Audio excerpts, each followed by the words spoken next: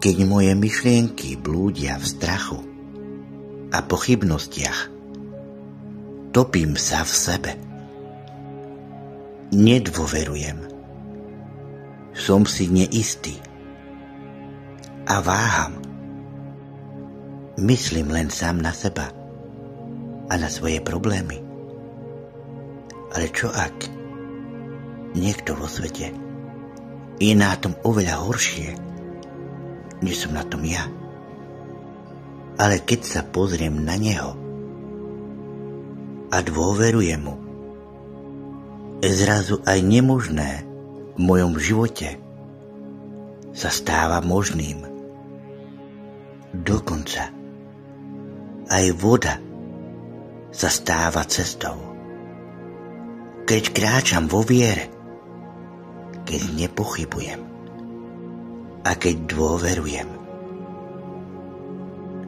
Bez dôvery sa duša potápa, lebo zázraky sa nerodia v pochybnostiach. Ale vo chvíli, keď sa srdce odváži veriť, Boh natiahne ruku a aj búrka sa zmení na pokoj.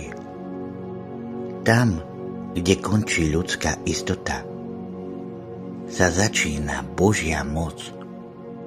Často stojím na okraji svojich pochybností, zarmútený vo svojich myšlienkach, ktoré ma ťahajú ku dnu.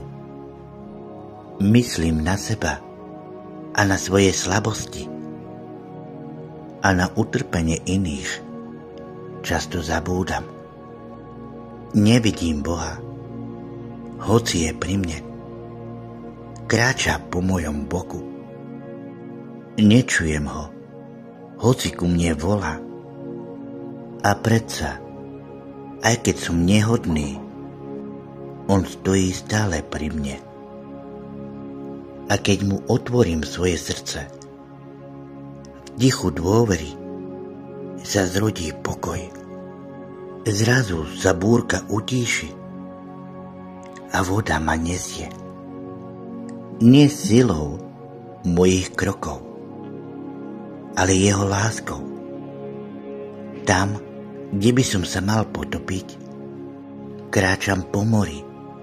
Nie preto, že viem, ale preto, že verím. Amen.